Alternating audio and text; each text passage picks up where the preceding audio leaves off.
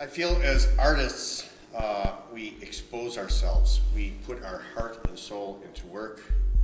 We then put it out for others to discern, to decide if they like it or not. We're judged as human beings by our art. We are really exposing ourselves. This show has many figurative paintings in which the models are nude. In the same way their bodies are exposed to the public through the paintings. We all have flaws, we're not perfect, and the models are showing this to everyone. They're equally as exposed as the artists. I feel that the imperfections in our bodies and our art are what makes us human, and humanity is that is the beautiful part of humanity. So I thought this show pulled that together fairly well.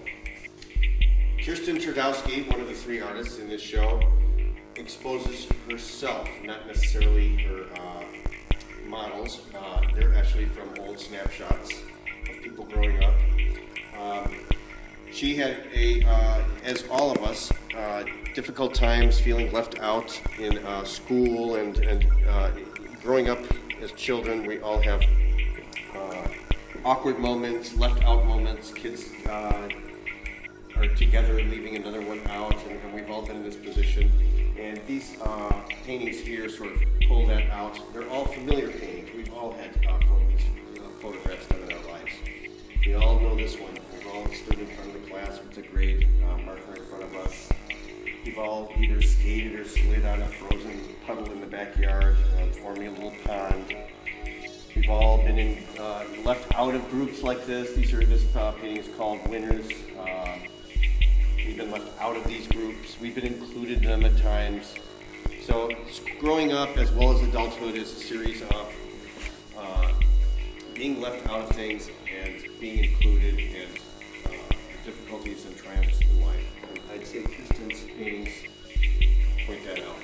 She's exposing herself as a human being, as an artist, and her imperfections in life.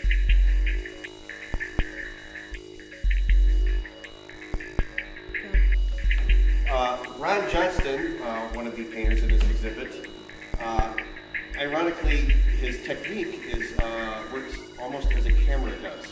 We're totally out of focus. That's how his paintings begin. This painting here is an example of that. As we move down over here, you can see that he's getting a little more in focus. And he brings the light and shadow all crisper and crisper as he goes. Sometimes he likes to leave it that way, and sometimes, as in this painting, he'll bring it into a very sharp, crisp focus.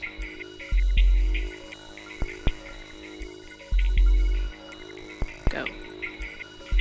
The third artist in our group here, Carlson, nicely, I think, is a blend of the two other artists in that, obviously, he also used models who have exposed their bodies, their figures, their flaws, their imperfections.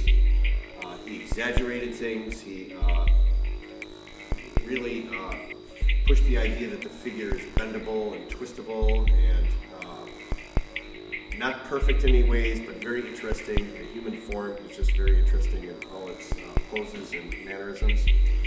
But also, John exposed himself, not only as an artist, as both the other artists have done, but John's paintings have a lot of stories behind them. There's angst, there's tension, there's pieces left out, there's a lot of abstract qualities that we look into these paintings a little further than just a surface, actually I should say beautiful surfaces. We look further into that. We look at the psychology behind the paintings. Here we have a painting that has two figures. We question, what are those figures doing? What have they done? Why is that head cropped?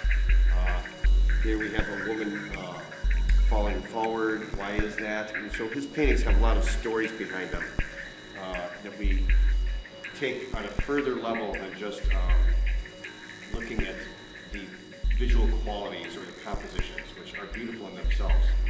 We take it a step further.